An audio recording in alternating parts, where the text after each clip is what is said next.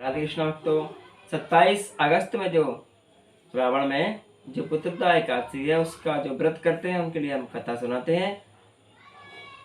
द्वापर युग के आरंभ में महिष्मती नाम की एक नगरी थी जिसमें महिजित नाम का राजा राज्य करता था, लेकिन पुत्रहीन होने के कारण राजा को राज्य सुखदायक नहीं लगता था। उसका मानना था कि जिसके संतान न हो उसके लिए यह लोक और परलोक दोनों ही दुखदायक साबित होते हैं। पुत्र सुख की प्राप्ति के लिए राजा ने अनेक उपाय किए, परंतु राजा को पुत्र की प्राप्ति नहीं हुई। वृद्धावस्था आदि देखकर राजा ने प्रजा के प्रतिनिधियों को बुलाकर कहा कि हे प्रजाजनों, मेरे खजाने में अन्याय से उपार्जन किया हुआ धन नहीं है, न मैंने कभी देवताओं तथा ब्राह्मणों का धन लिया है, किसी दूसरे की धरोहर भी मैंने कभी नहीं ली। प्रजा को पुत्र के समान मैं पालता रहा, मैं अपराधियों को पुत्र तथा बांधवों की तरह दंड देता रहा, कभी किसी से घृणा नहीं की, सबको समान माना है, सज्जनों की सदा पूजा करता हूँ। इस प्रकार धर्मयुक्त राज्य करते हुए भी मेरे पुत्र नहीं है, सो मैं अत्यंत दुख पा रहा हूँ। इसका क्या कारण? महिजित की इस बात को विचारने के लिए मंत्री तथा प्रजा के प्रतिनिधि वन को गए। वहां बड़े बड़े ऋषियों मुनियों के दर्शन किए। राजा की उत्तम कामना की पूर्ति के लिए किसी श्रेष्ठ तपस्वी मुनि को देखते फिरते रहे।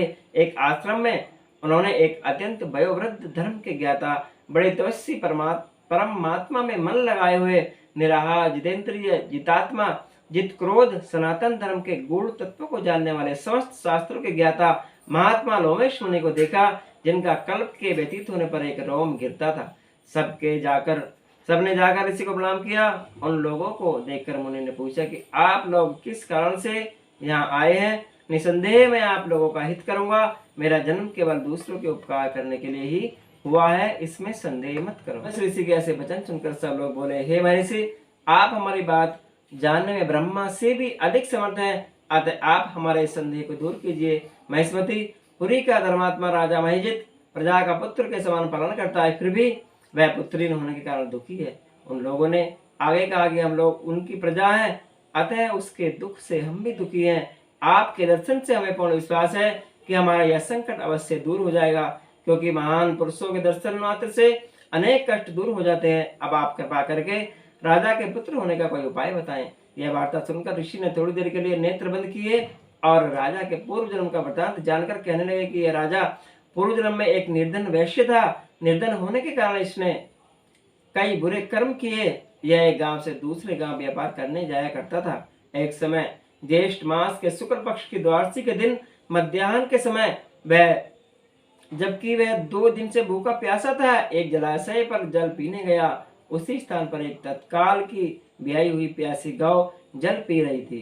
राजा ने उस प्यासी गाय को जल पीते हुए हटा दिया और स्वयं जल पीने लगा, इसलिए राजा को यह दुख सहना पड़ा। एकादशी के दिन भूखा रहने से वह राजा हुआ और प्यासी गौ को जल पीते हुए हटाने के कारण पुत्र वियोग का दुख उसको सहना पड़ रहा है। ऐसा सुनकर सब लोग कहने लगे कि हे ऋषि, शास्त्रों में पापों का प्रायश्चित भी लिखा है, अतः जिस प्रकार राजा का यह पाप नष्ट हो जाए आप ऐसा उपाय बताएं।